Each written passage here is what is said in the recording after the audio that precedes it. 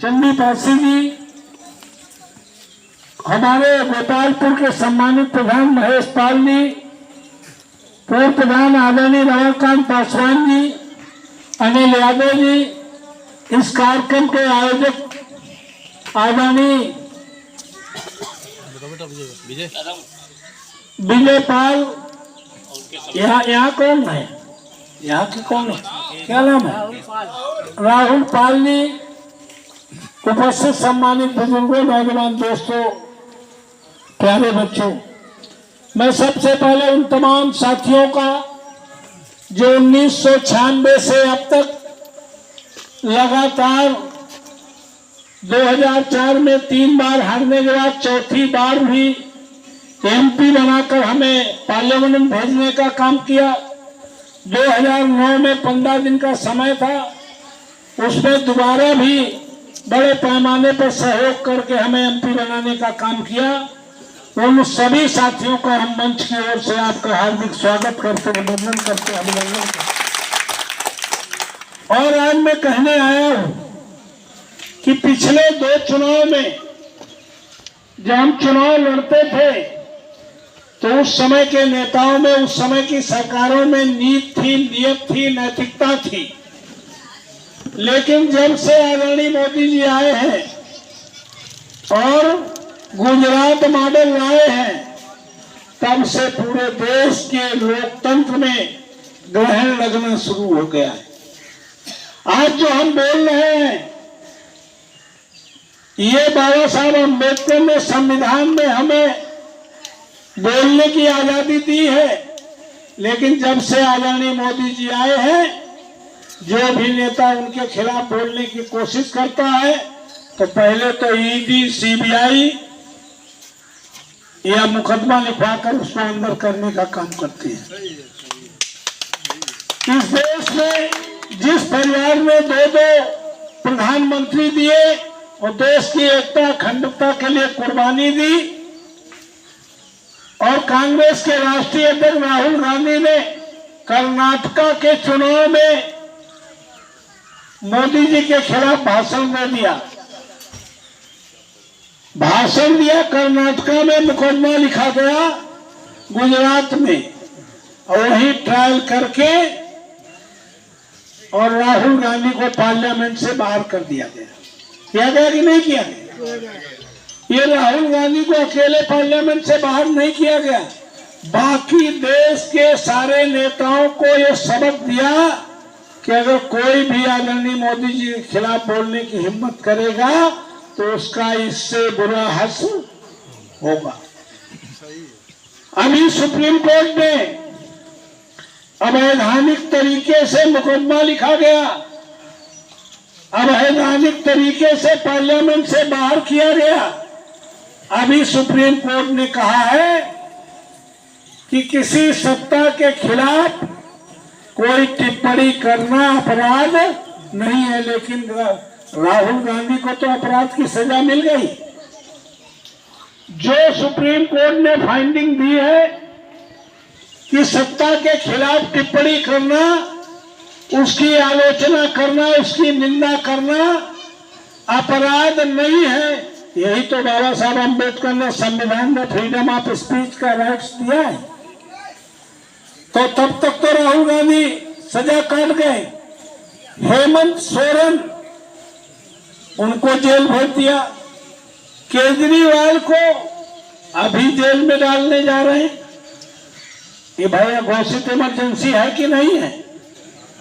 ऐसा तो आजादी के इतिहास में अगर 77 में हुआ था तो उसमें कांग्रेस को सजा भी मिली थी।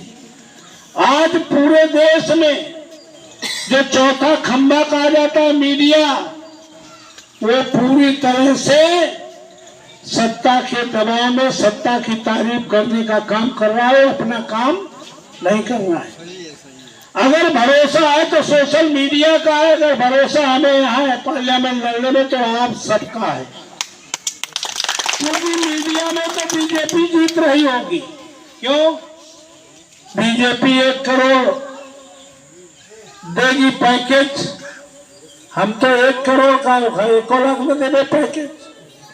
अभी आदरणीय मनोज शुक्ला जी से दैनिक जागरण का पत्रकार कह रहा था कि तुम्हारी तो न्यूज़ें नहीं आती है, न्यूज दिया करो तो हम सभा को कुछ लिखेंगे। तो हमारे भाई मूलचंद जी कह रहे थे कि हम इनको व्हाट्सएप में जब भेज देंगे तो कहा पैसा कब भेज रहे हो, यानी मीडिया पैसे की है। तब 10 लाख की रैली हुई, सामूहिक रैली हुई बिहार में, गांधी मैदान में। एक शब्द भी मीडिया में, पूरे देश में वकीलों ने 2-3 लाख की रैली की ईवीएम के खिलाफ, लेकिन मीडिया में एक शब्द भी। तो मीडिया का भरोसा नहीं है। हवा मत जाना कि अखबार देखो की लागत है राजन पाल का तो चुनाव कमजोर है। सही है, सही है। कोई ऐसी पोलिंग नहीं होगा। मैं आपको आश्वस्त करना चाहता हूं, 2004 में जब जीते थे तो किसकी सत्ता थी? किसकी सत्ता थी उत्तर प्रदेश में? आदरणीय मुलायम सिंह जी मुख्यमंत्री थे। तब भी हम जीत के गए कि नहीं गए हाथी से? 2009 में किसकी सत्ता थी? बहन जी की सत्ता थी। 4 एमएलए उनके थे, 1 एमएलए बीजेपी का था। तब भी आपने जिताया हमें कि नहीं जिताया? अखबार में थोड़ी हम आते थे। हम तो मीडिया वालों से कहते हैं कि भाई जिस दिन हम चुनाव जीत जाएंगे उस दिन क्या लिखोगे? तो इसलिए आपसे निवेदन करने आए कि ये चुनाव केवल हमें एमपी चुनाव जीतने का चुनाव नहीं है, ये हमें उस आबादी के लिए जो आने वाली पीढ़ी है उसको स्वर्णिम भविष्य देने का चुनाव है, जिसमें बाबा साहब अम्बेडकर ने एक वोट का अधिकार रानी और महात्मा रानी के वोट की कीमत बराबर करके भारत में पैदा होने वाला कोई भी व्यक्ति प्रधान से प्रधानमंत्री की कुर्सी तक पहुंच सकता है। इतना बड़ा अधिकार न द्वापर में था, न त्रेता में था, न सतयुग में था, जो बाबा साहब अम्बेडकर ने 26 नवंबर 1949 को वोट डालने का अधिकार देने का काम किया, बराबर करने का काम किया। इस अधिकार की रक्षा का चुनाव है। अगर इस देश की राष्ट्रपति द्रौपदी मुर्मू जो आदिवासी महिला है बनी है तो किसकी बदौलत बनी है? संविधान की बदौलत। मैं कहता चाहता हूँ दलित समाज के लोगों से कि अगर बाबा साहब अम्बेडकर आजादी से पहले दलित समाज को पार्लियामेंट विधानसभा में आरक्षण न दिए होते तो 75 साल बाद भी कोई इन्हें प्रधान बनाना पसंद नहीं करता। क्यों भाई? उसकी रक्षा का चुनाव है। जो बाबा साहब ने आरक्षण देकर आपको अधिकार दिए हैं, ये चुनाव बटने का चुनाव नहीं है कि कुछ हाथी में चले जाओ, कुछ कमल में चले जाओ, कुछ साइकिल में चले जाओ। ये चुनाव एकजुट होकर के सांप्रदायिक ताकतों से मुकाबला करने का चुनाव है। ये चुनाव डरने का भी चुनाव नहीं है कि हम डर की वजह से लगती भौजी है लेकिन चाची गई है। अगर डर गए, बहन जी डर गई, बहन जी मोदी की सीबीआई ईडी से डर गई, और जो डर गया वो, अगर कोई नहीं डर रहा तो कोई नेता इस देश में जो इंडिया गठबंधन के बड़े, इस देश में कश्मीर से कन्याकुमारी तक बिना डरे, बिना रुके, बिना सीबीआई ईडी की परवाह किए बिना पूरे देश के संविधान को, लोकतंत्र को, देश को एक करने की यात्रा कर रहा है। उस नेता का नाम राहुल गांधी है। और उत्तर प्रदेश से ही देश की प्रधानमंत्री का कुर्सी का रास्ता जाता है। वहां पर बड़ा दिल करके अगर इंडिया गठबंधन में शामिल होकर के इंडिया गठबंधन को ताकत देने के लिए कोई नेता आया है बिना डरे, उस नेता का नाम अखिलेश यादव है, दूसरा कोई नेता।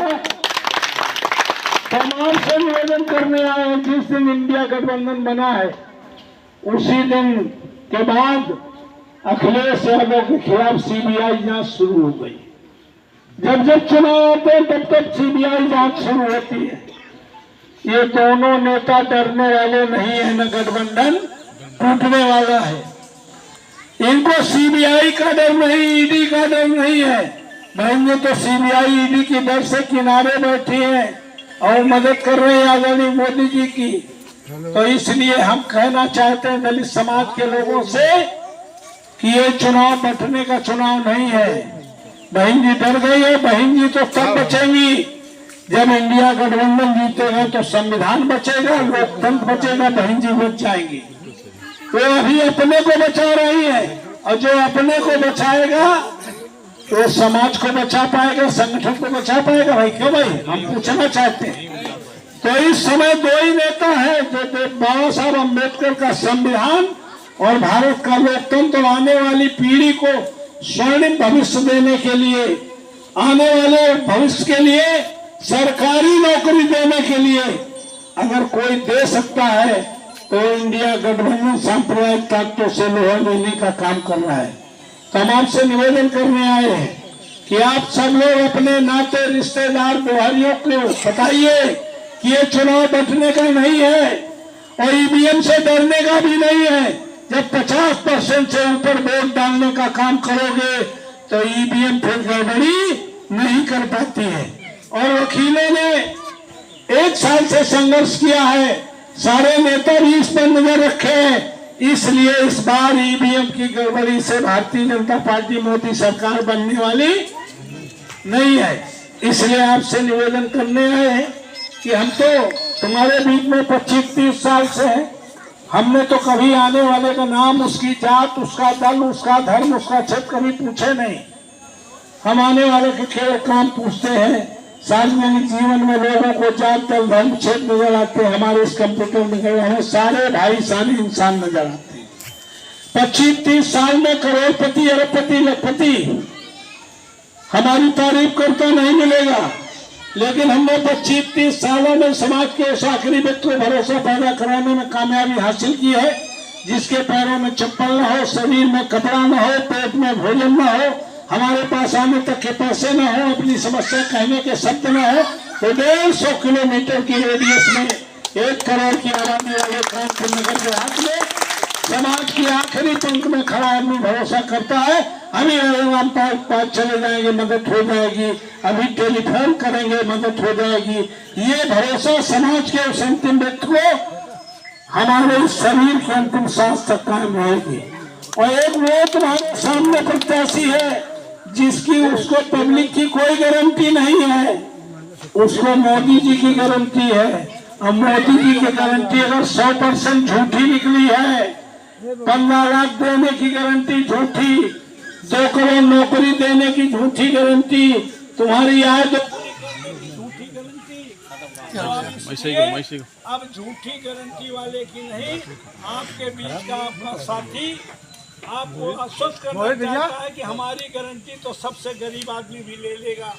आइए, इंडिया गठबंधन के चुनाव चिन्ह साइकिल की रफ्तार इतनी कर दीजिए कि रास्ते में अगर कमल का फूल आए तो तुम्हारे टायर के नीचे नकल करके धूल में मिल जाए। आप सबको बहुत बहुत धन्यवाद।